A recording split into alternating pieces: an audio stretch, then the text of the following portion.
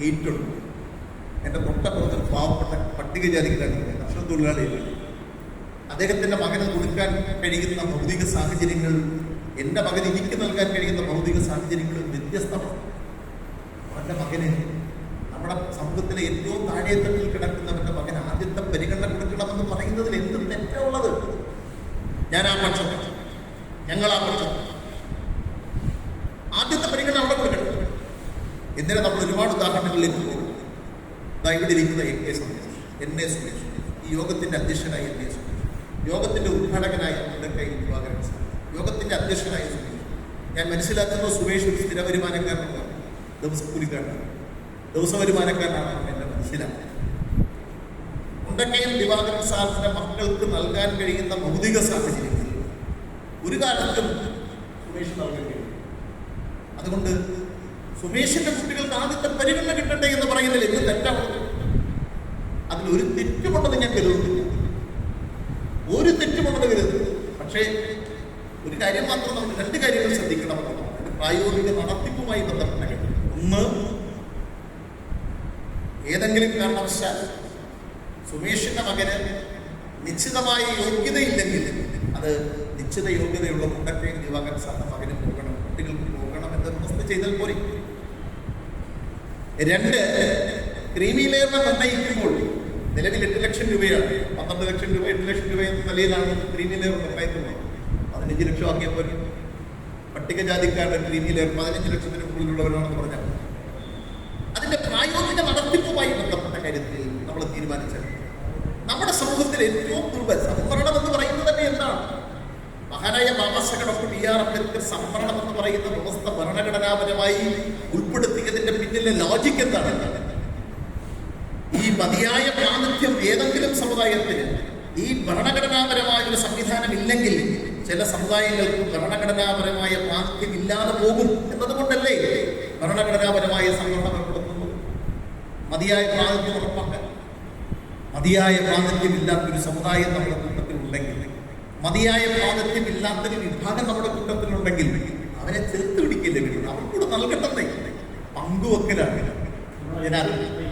ഐക്യത്തിന് പ്രയോജനം ചെയ്യുന്നതല്ലേ? നിങ്ങൾ ആന്ധ്രാപ്രദേശിൽ കണ്ടത് മാലാമാലിക തമ്മിലുള്ള വലിയ പോരാട്ടമാണ്, വലിയ സംഘർഷമാണ്, വലിയ യുദ്ധമാണ് അവിടെ കണ്ടത്. അതിലേക്ക് വഴിതെളിക്കാതിരിക്കല്ലേ നമ്മൾ ജാഗ്രത പുലർത്തുന്നത്? എന്ത് വസ്തുത?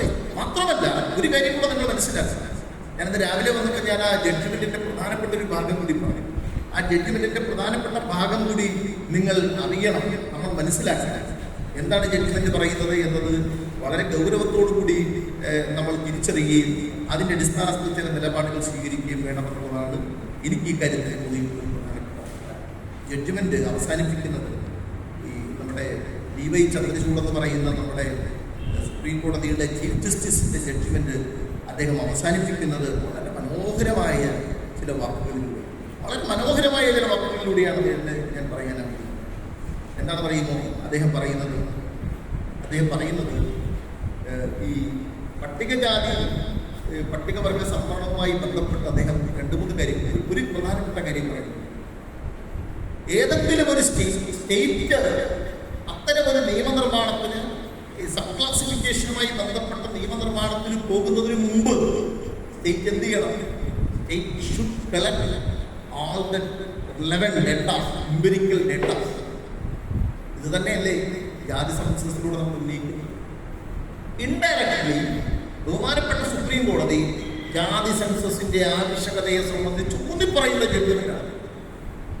ജാതി സെൻസസ് ഡേറ്റ കളക്ട് ചെയ്യണം, ഇവരുടെ സാമൂഹ്യമായ ബാക്ക്വേർഡ്നെസ്, ഇവരുടെ സാമൂഹ്യമായ പിന്നോക്കാവസ്ഥയെ സംബന്ധിച്ച് ആവശ്യമായ ഡേറ്റ കളക്ട് ചെയ്തുകൊണ്ട് മാത്രമേ, ബഹുമാനപ്പെട്ട സുപ്രീം കോടതി പറയുന്നു, the state must collect data on the inadequacy of representation in the services of the state because it is used as an indicator of the backwardness.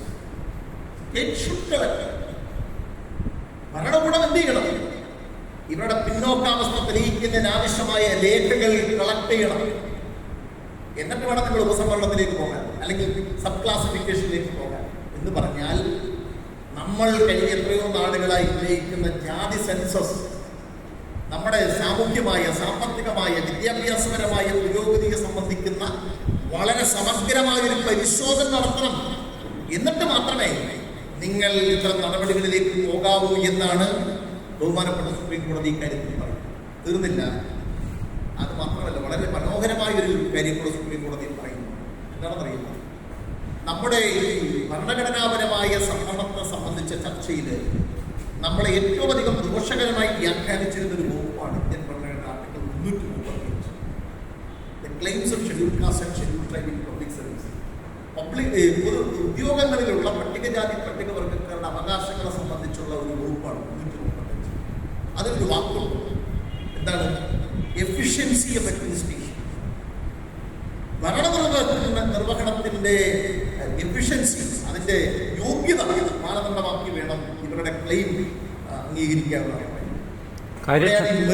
കാര്യക്ഷമത, ഇവരുടെ കാര്യക്ഷമത അളക്കാൻ. എഫിഷ്യൻസി ഇൻ അഡ്മിനിസ്ട്രേഷൻ, ഭരണനിർവഹണത്തിലുള്ള നമ്മുടെ കാര്യക്ഷമത പരിഗണിച്ചുകൊണ്ട് വേണം പട്ടികജാതി പട്ടികവർഗ വിഭാഗങ്ങളുടെ സംവരണം നടപ്പിലാക്കുക. ഇത് രണ്ടുകൂടെ 16(4)(335) ചേർത്ത് വായിച്ചിട്ട് ആണ് പല സുപ്രീം കോടതികളും മുൻ സുപ്രീം കോടതി വിധികളെല്ലാം പറഞ്ഞിരിക്കുന്നത്. എന്ത്? കാര്യക്ഷമത പരിശോധിക്കണം. പട്ടികജാതിക്കാരുടെ അവകാശങ്ങൾ 335 പ്രകാരം കാര്യക്ഷമമായിരിക്കണം എന്ന് പറഞ്ഞു.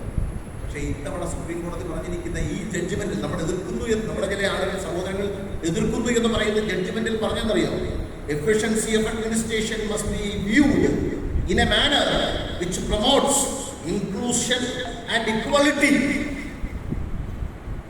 Efficiency